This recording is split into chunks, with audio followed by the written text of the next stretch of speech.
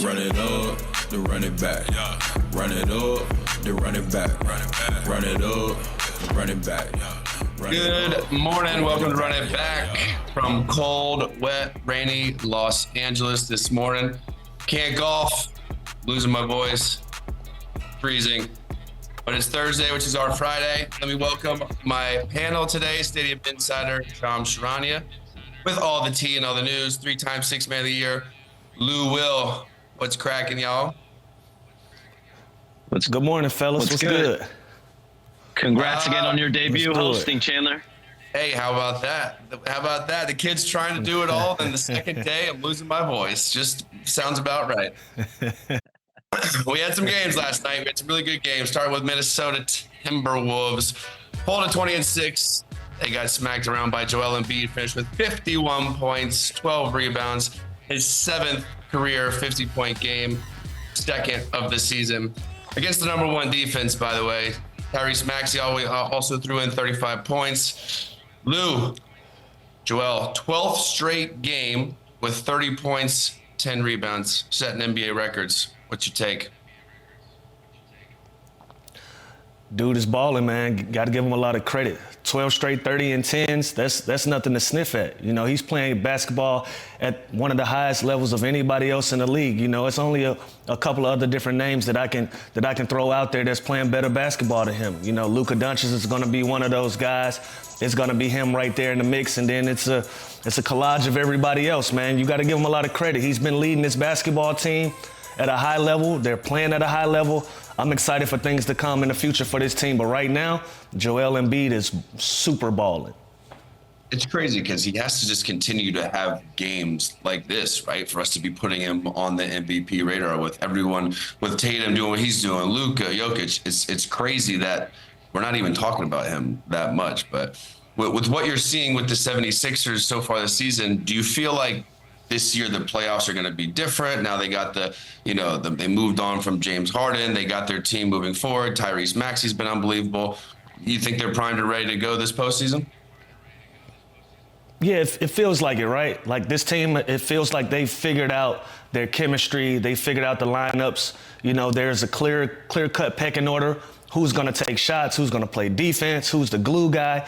Who's going to be the guy that go out there and get the crowd going, the energy guys and Pat Bev? And, you know, they have a pretty good basketball team that's lined up to do some damage in the postseason. So I'm excited to see it. Tyrese Maxey is playing lights out as a Robin or secondary guy to a Joel Embiid. And they're balling. They're figuring it out. They got a great bench. Got guys that are going to come off the bench, give them energy, give them bench scoring. Guys that also are going to play on the other end of the floor. And so this team looks good going into the playoffs.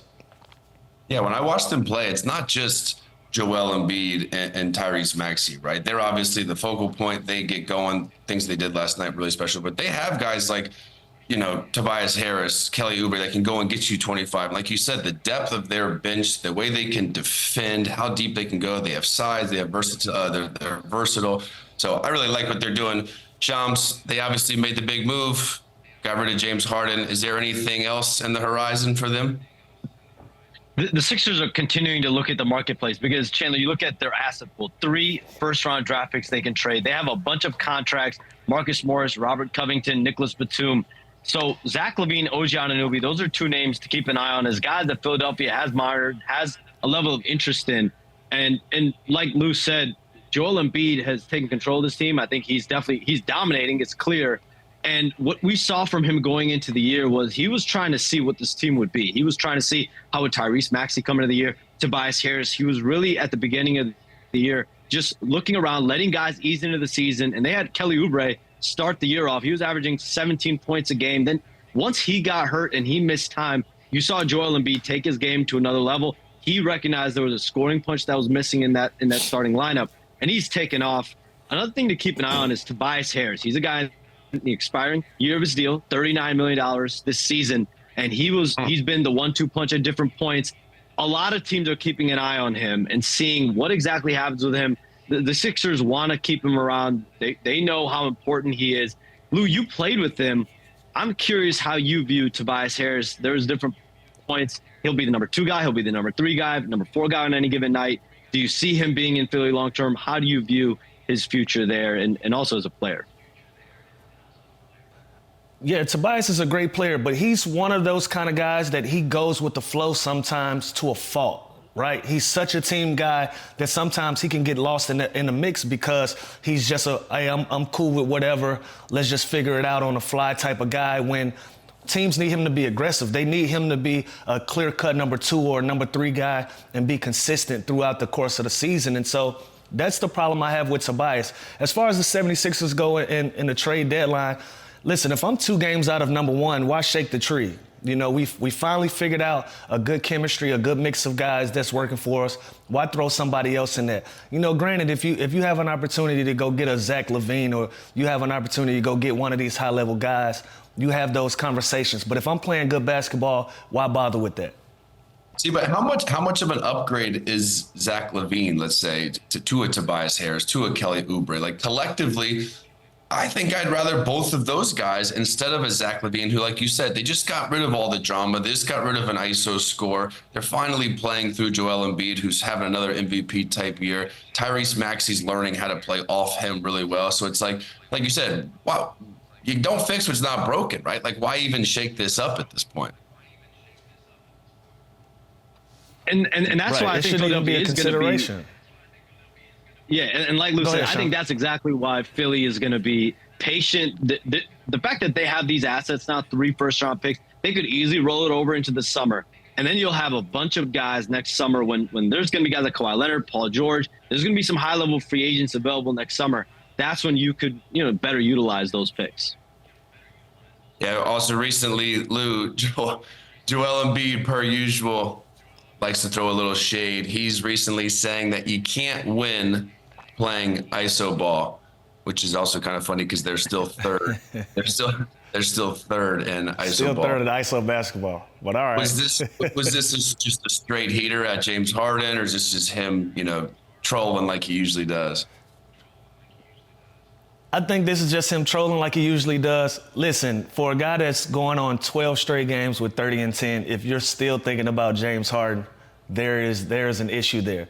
The Clippers are playing good basketball. 76ers are playing good basketball. James Harden is playing lights out. Joel Embiid is playing lights out. Everybody, let's move on. It's worked out for everybody. No drama here. Let's not get it started again. Let's mind our business.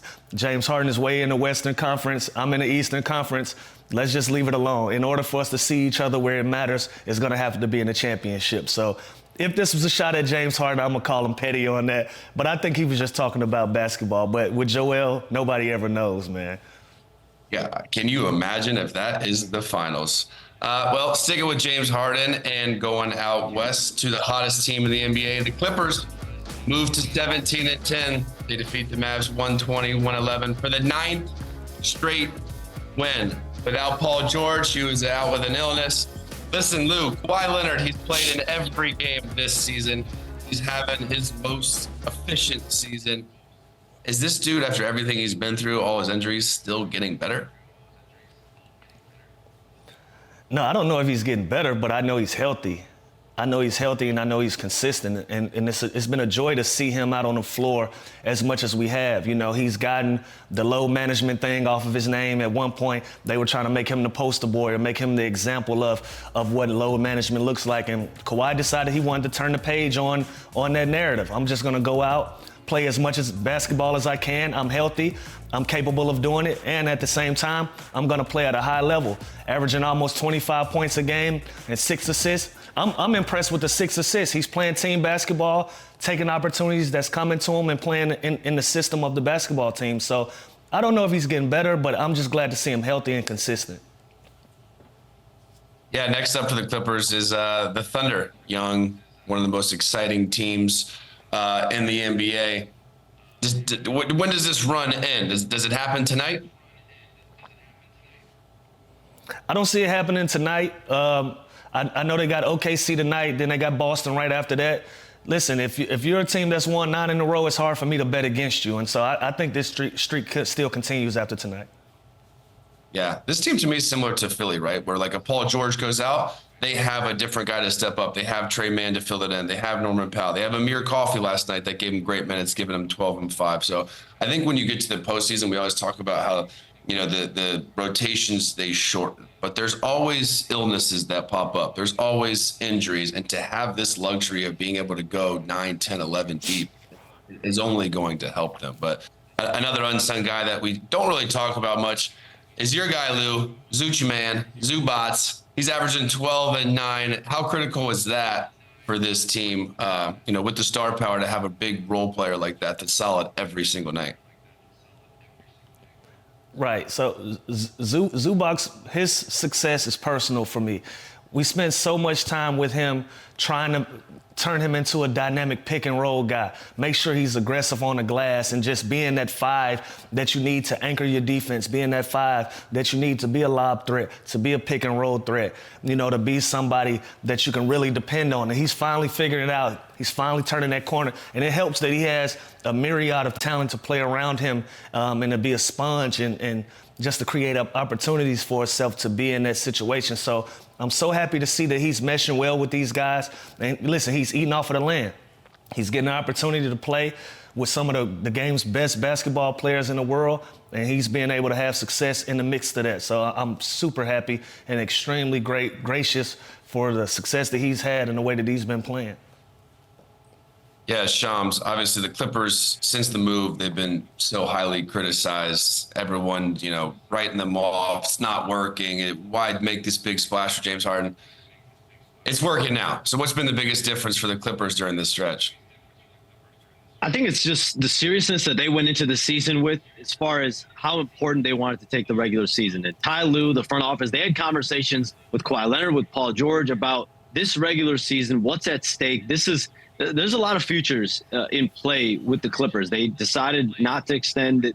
There was no extension agreement with Kawhi Leonard, with Paul George. They wanted to see how this year went. But every side wanted to see how this year went. And so there's a lot at stake here. And those conversations started in the preseason. Those conversations started in the offseason.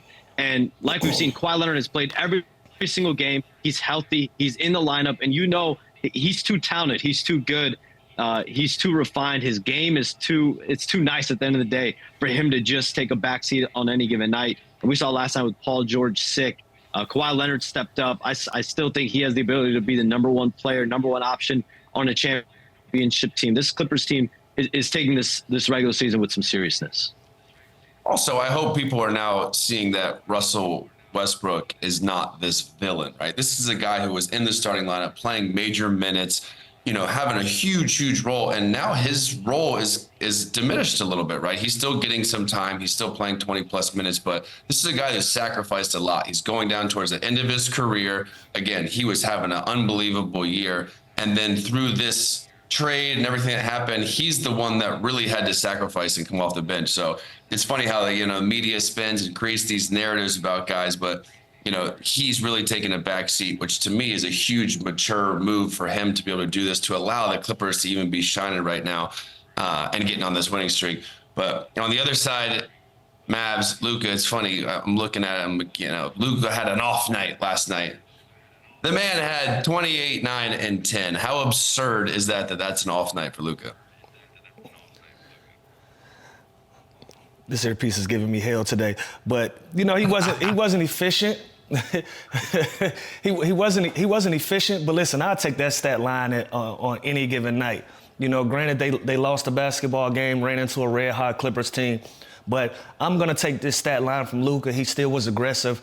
Even though shots weren't falling, he didn't shy away from it. Still took the shots in the areas that he's comfortable in playing. Still was getting his teammates involved. And this is a 3-point game with a minute and a half, 2 minutes to go. They still had an opportunity to win. Still was in a competitive situation, but he just wasn't efficient. So I'll take this.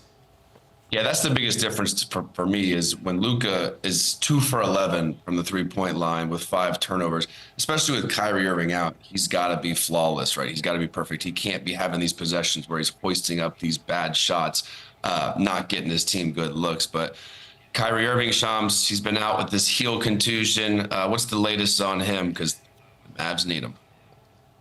A couple weekends ago, he has a gruesome-looking injury. Dwight Powell falls on his entire leg. He has a heel contusion. He's been in a boot and crutches since. I'm told he is now out of the boot. He's out of the crutches. He has started his rehab process for his return. And like you said, Chandler, they need Kyrie Irving, they need Luka Doncic, but not just need them on the court. They need them both to be 100%. That's why coming into the year, make sure Luka Doncic wasn't safe, making sure Kyrie Irving came into the year 100% healthy after he dealt with plantar fasciitis last season. Them being 100% healthy is going to give them any chance in the world to get by in the first round of the playoffs or make any type of noise come playoff time. And so they're going to be patient with Kyrie Irving, but the good news for them is now he has started his rehab process. He's out of that boot. He's out of that crutch, which had kept him out of doing any of that for the last week and a half. All right, we got to go to break, but stay close because coming up, we got the number 1 team in the Western Conference head coach, my guy, Chris Finch. Run it back, run it up, the running back, run it up, run it back, run it up, run it back. I got the energy, I got a will to survive. It's Robinson, Minnesota delivers. Got the energy, I know you feeling my drive. I got the energy, I got energy, yeah. Welcome in Chris Finch, the head coach of the Minnesota Timberwolves. How we doing, Coach? I'm good, guys. Appreciate you having me on. A lot of people don't know this, but Chris Finch is actually on the staff of the Houston Rockets that drafted me way back in 2011. We were just talking about a story. Why don't you tell them what happened that day, Finch? Yeah, no, it was early in the season. You weren't playing at all. And we had a game that night. I remember we're sitting there having lunch, and you were asking me about the G League, and I was trying to keep you positive because you were about to be sent down the next day. I said, hey, it'll be good for you. Just go down and play, embrace it. It'll be better to play rather than sit. And then I don't know why, but we threw you in the game that night, and you played really well. And you never went down to the G League. We never looked back, and you were very lucky that you had a head coach who absolutely adored you. Yeah, that had nothing to do with my work ethic or my talent, right, Coach? No, I think more of your kiss ass abilities. Attaboy. Well, Coach, you guys are you're obviously off to a hot start. Last night you lost a tough game to one of the top teams. What can you learn from a game like that? I think I didn't like our physicality around Embiid. I thought we just kind of made things too easy around him. He's a phenomenal player, and he got into a rhythm. And we were in foul trouble anyway. So, if we're going to be in foul trouble, we might as well dictate physicality. And I thought we were on our heels when we were guarding him. But we still had chances to win that game. I thought we're going to catch a rhythm here in the fourth. And then we couldn't get a timely bucket, and then, kind of got away from us. But got to bounce back tonight. We got the Lakers in town. They'll be coming in pretty desperate, and you know how it is in the league, Chandler. And Lou will, he knows, you guys know the desperate team usually wins in the NBA in a regular season. So we got to find our desperation tonight after the last night's disappointment. Coach, you guys are 20-6 this season, best team in the West. Did you feel that type of start in you guys? Are you guys even exceeding your own expectations for your team going into the year? Yeah, I don't think we could have predicted 20-6, but we did feel that we had the ability to be a really good team in the West. We put a lot of emphasis on a great preseason, and all credit to our guys. Like, even though we have some vets, nobody sat out in the preseason. We had a lot of things to figure out, develop our chemistry. We never really able to get there last year with a lot of injuries. Maturity was something we talked about, focus, creating identity through our defense. That was something we talked a lot about. And we felt if we could pull all this stuff together, we thought after 20 games, we're going to know if it's going to work or not this year. It wasn't going to take a long time. Last year we thought it would take us half the season or more.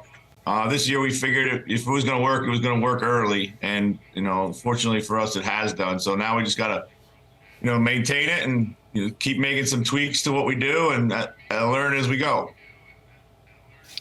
So in New Orleans, Denver, Toronto, you were known as an offensive coach, an offensive guru in a lot of ways. And now you're orchestrating one of the top defenses in the league. What has that been like for you going through the transition of first as an assistant being known as an offensive-minded guy, the guy that can coach that, now leading one of the top defenses in the league? Yeah, I think, and I think sometimes we get labeled these things in the league, but I got a great defensive staff led by Elston Turner. Was one of the most significant hires that I made when we were putting our staff together, just because I needed somebody who had a lot of experience. And ET's been around the block and coached in a lot of different types of defenses. And the great thing I like about him is that he's always coached against guys who really like and value offense. So we don't have this like offense versus defense turf battle that some staffs will fall into, where, you know, you're trying to protect your defense by not doing certain things offensively and vice versa. So, you know, he's really kind of led the charge in it. But really, we got a lot of guys who like to play defense and who can play defense. And that's where it all starts. So we figure we have to lean into what we got, what we do best, and what could make us special. Coach, Anthony Edwards said that by the end of the season, he will be one of the better players in the NBA.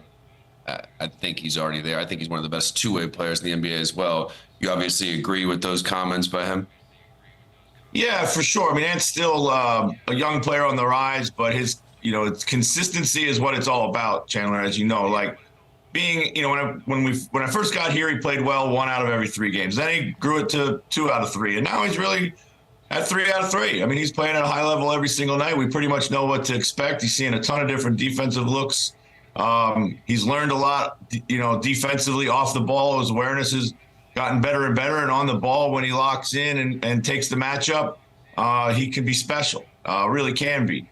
And I say all that, and he's still learning. You know, still learning a ton of stuff about, you know, how to kind of manipulate the defense, how to like read the floor, you know, and how to control the game when the ball's in his hands, rather than, you know, just kind of go and get buckets, which he's really good at that. And what I love about him most is he likes the moment. He's not afraid of the big shot. He's got an incredible sense of timing on when to step up in games and kind of take control. Or he knows when his team needs a big play from him, whether it be offensively or defensively. And excuse me. Ant also said he wants to be the first NBA player to play in the NFL after he wins his first title. One, do you think he can play in the NFL, and are you prepared to share him with the Vikings? Well, Ant thinks he can do anything, and you know, I'm sure you know Ant, being from down around Atlanta. You probably run into him. He certainly thinks he can do anything. Doesn't matter whether it's NFL or bowling. But I don't, you know, I'm sure he could if he put his mind to it. He's that type of athlete. He's got the toughness, the skills. But we're not prepared to give him up right now. We don't like contact like that, Coach. We're into it. I know you don't like contact like that. I don't even like taking charges, let alone getting tackled in the NFL. But look, obviously, Ant's also, you know, he's going through a lot of stuff right now off the court. Has it been hard for him to ignore all that and just play basketball as such a young star in this league?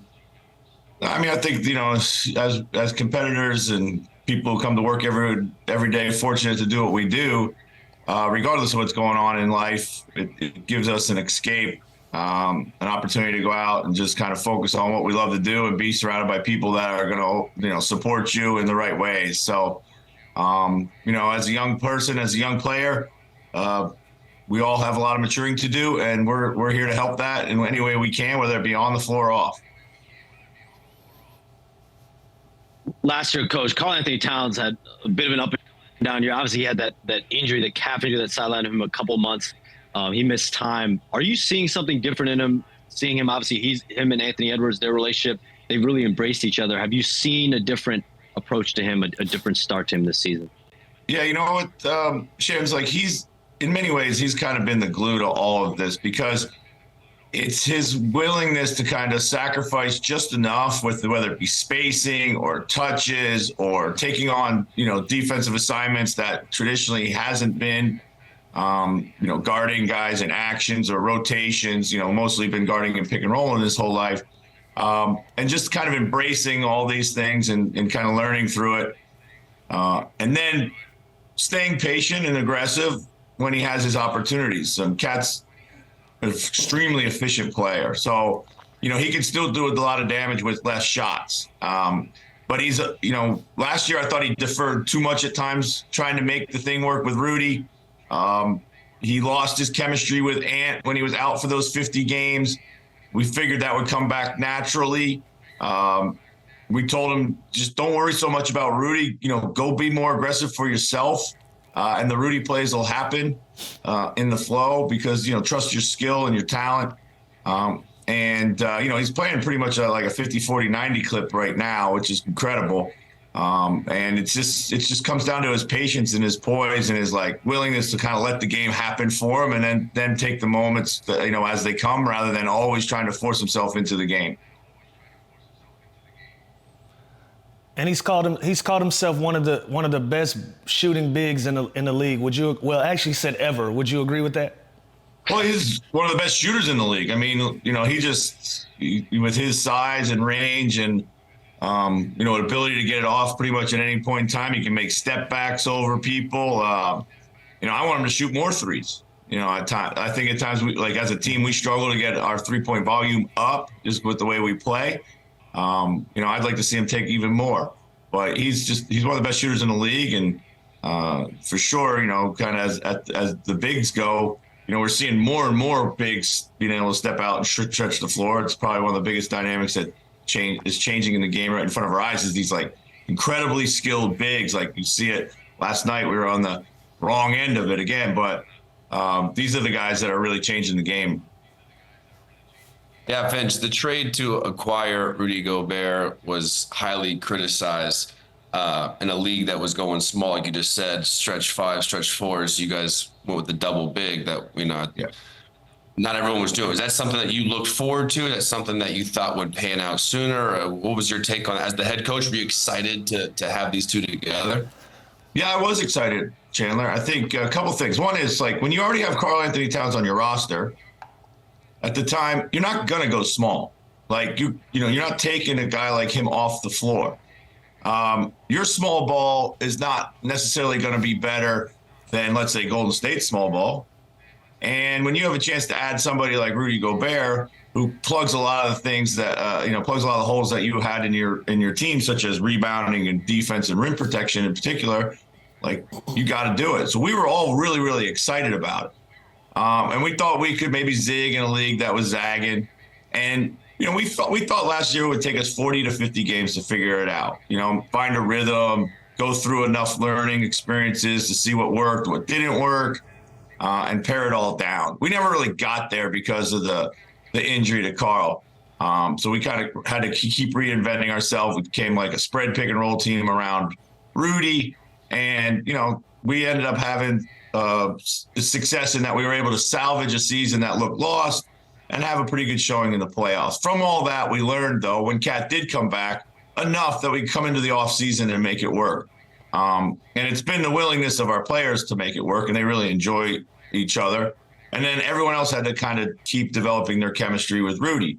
When Mike Conley joined us, he was like a breath of fresh air. He kind of told us it took him a year to figure out how to play with Rudy when he was in Utah. And he was able to impart some of those lessons to our guys, but also just, put it all into perspective that said, this is going to take a little while.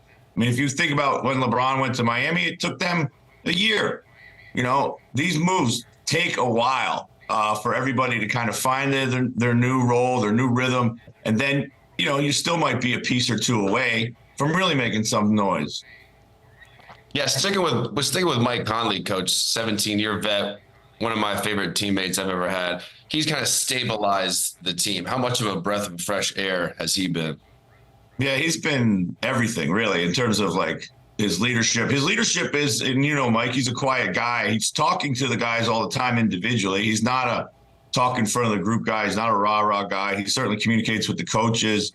But our young players, look up to him. Our veterans respond to him. He leads by example. He always does the right things. He almost never makes mistakes. And he stays on an even keel. And then he's played so well for us in clutch moments, which is where we really need him.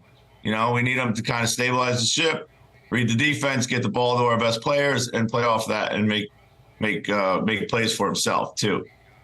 So he's really been a big factor in our success. And I've always been an admirer. Every team I've ever played against him, it was just one of those guys you just felt like, you kind of couldn't stop. He was always kind of chipping away at the game.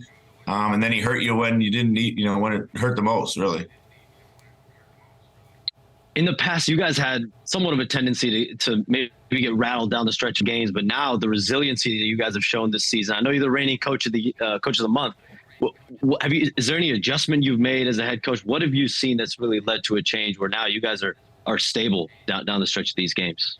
Yeah, it was a big point of emphasis coming into the season, Shams, in that we knew we'd be in a lot of close games. The West, in particular, is just so tough that we had to be better at closing out games. Last year, our defense was really strong. It was our offense. It was our decision-making. It was mostly our shot selection. And a lot of that was Anthony. Like, we had to, work with him on showing him how to close games, not about just trying to make the big play. He's a home run hitter. He wants to hit a home run every time he steps to the plate. And then this year, he's done an incredible job of finding his teammates at the right moments for them to make shots too. So that's one. And then also just kind of changing up, not always playing through Ant. We have Kyle Anderson, who's really good with the ball in his hand. Mike, we just talked about. And then, of course, there's always Cat. But, when you have a big, it's really hard to close games by throwing it to a big in the post because physicality goes up. They allow the wrestling a little bit more. And then, of course, you can double. So just kind of finding some concepts that, were a little bit more amenable in closing situations for Cat too. Finch, you are credited a lot for the development of Joker. What did you see, early on from him, and did you think he would become, what he is today? Yeah, well, first of all, I'd say this about any coach player. These players, as Chandler, put so much work in. It's the development is on them. It really is. Like, well, what we did when I got to Denver, and with Mike's blessing, and we just kind of changed the nature of the offense from more of a heavier play call offense to more of a free flowing one, and put him at the top of the floor and played through him early, and then kind of just got out of the way, and just allowed the people to move and cut off of him. And what I saw in him early was just this guy is going to be the best passing big man ever to play the game. It was incredible every single day. We're just watching him up close. He's even gone on and exceeded expectations. It's just, it's just so much fun to watch. Unless you're playing against him, you feel absolutely helpless. But yeah, it was literally that. And then, he had a good group of guys around him that really kind of fit skill set wise. Jamal Murray, Gary Harris, these guys were really good cutters. And Fareed was working the baseline, and Gallo was able to play pick and roll with them, and just kind of a lot of things that just kind of developed as we let them, because we just kind of gave them the breathing room to kind of find these things in the game by themselves. And that's where I thought he really shined. And you also coached Zion your last season as an assistant in New Orleans, yeah. And that being his rookie year. What did you see in Zion? What stood out to him early on to you? Yeah, this kid's going to be special. I just thought, he got hurt at the end of preseason, which was unfortunate. But in the preseason, nothing rattled him. He looked like he'd been in the league for a long time. Goes where he goes. Like a cat. He'd jump in the air in practice. He'd take contact. You'd think he was going to land on his back, and he'd somehow always come down on his feet. Just incredible athlete with a great touch. Real magnanimous personality. His teammates were drawn to him. That was the bubble year. That was kind of a crazy year all the way around. But when he had come back healthy after about 40 games, we were on a run heading into the second half of the season. I thought for sure we'd be in the playoffs. But yeah, just a super special talent and a really, really enjoyable person. Coach, everyone says that about Zion too, how he's a breath of fresh air. Everyone loves him. Why does he have this bad rep now, or why is this media, give him this image all of a sudden? I can't speak to what's actually going on there right now, Chandler. It's not for me to say, but I find it hard to believe that he's any different as a person than he's always been. He's a lot like Anthony here, just comes to work every day, smile on his face. I think, any disappointment stems from, just his availability. And that's, that's kind of what it's always been about. But, I still, when I see him today, he's still got the same laugh and smile that he always has. And that was the best part about him. Finch, my last question for you. I see here that your mother dance with the Rockettes. Yes, she did. Is that how you got your competitive edge and drive? Yeah, that's where all my athleticism comes from. I was just as athletic as you. So. I love it. Coach, thank you so much. I miss you, man. Continue to do what you do. I appreciate it, guys. Thanks so much. Coach. Take care. Coming up next, that man has a family. Run it back, run it up, run it back, run it up, run it back, run it up, run it back, run it.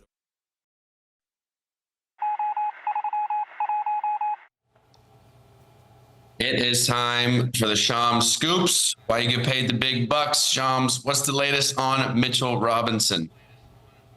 This is an absolutely crushing development, guys. He is now projected to miss the rest of the season. He had ankle surgery last year. The Knicks initially said it would only be 8 to 10 weeks, but I'm told the Knicks have applied for a disabled player exception worth $7.8 million, which is that means that they're projecting Mitchell Robinson is done for the year.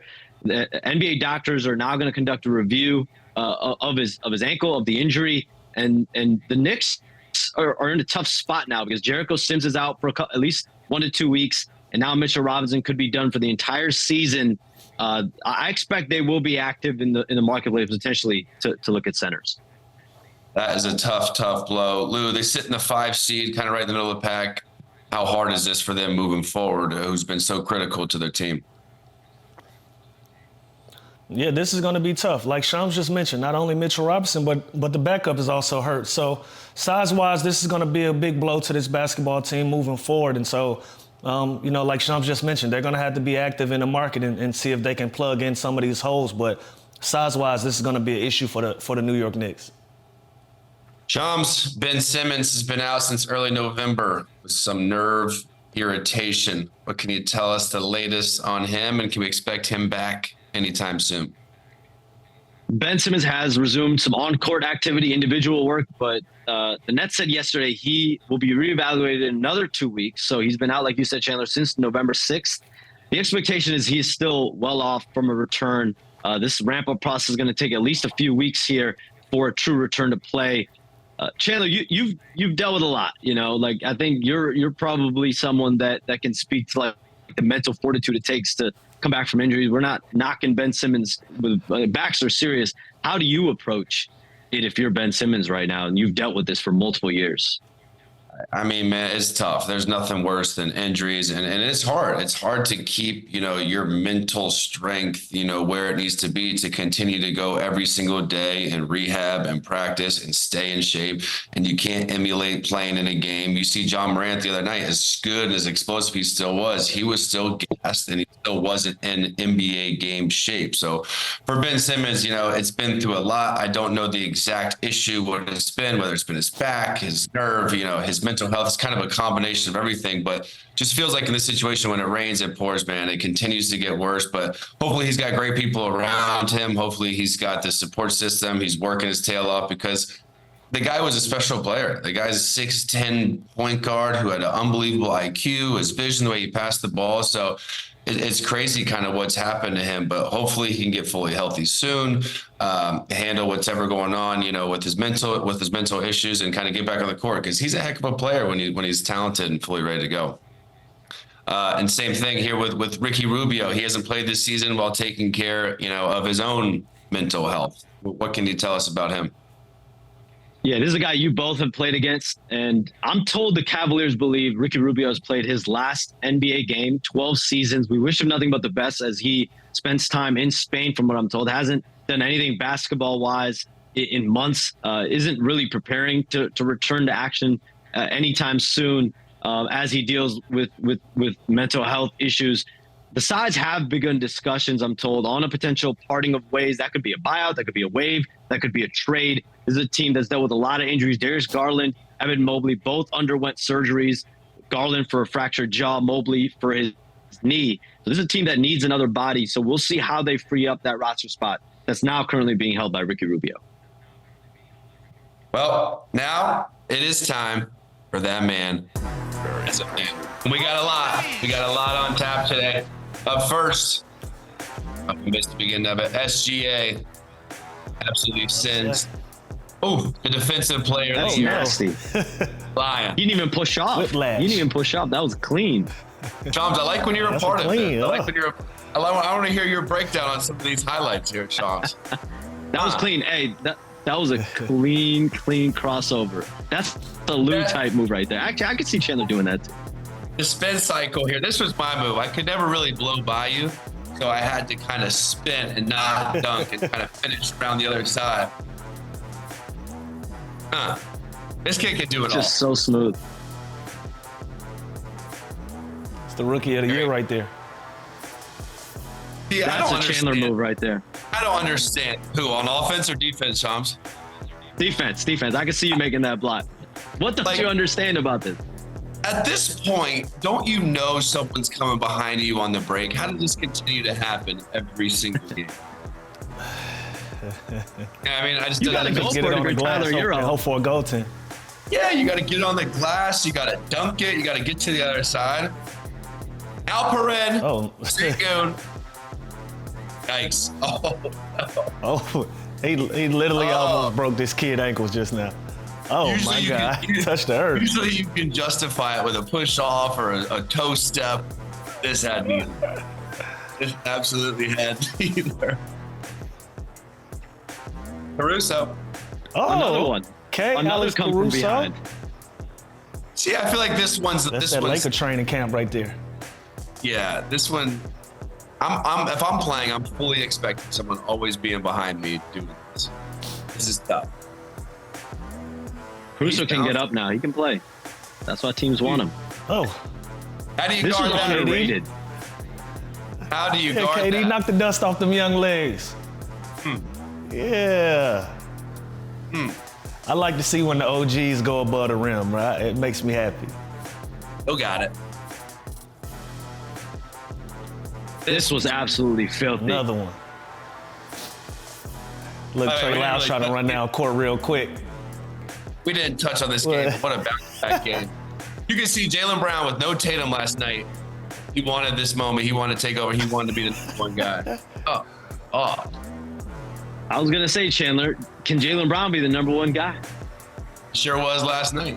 Oh, Gator boy here. yeah, Finney Smith.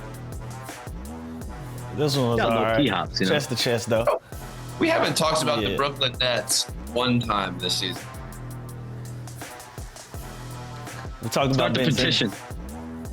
All right, here we Yeah, go. Ben Simmons count. Yeah, it's true. Ben Simmons we talk about all the time.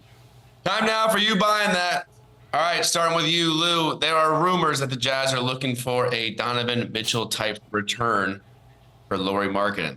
That's a hell of a haul. You buying it? Nah, I ain't buying. I ain't buying. They got a lot of issues in Utah. You know, that team has already started to go young. Why double back? You know, continue to rebuild, see what young pieces you got, and build around that. So I ain't buying. Chandler, Danny Ainge has how many draft picks does he have? 30 draft picks. They're going to trade Lauri Markkanen to get to 35 draft picks. I haven't heard anything to this. Do they want like a current player right now on that roster? I feel like he's like a growing piece. I feel like just stick with him. He's young enough. Yeah, I don't see it. I mean, I'm not buying it either. Moving on next, Lou, DeMarcus Cousins signing a 10-day contract in Taiwan. Are you buying that Boogie should be on an NBA roster right now?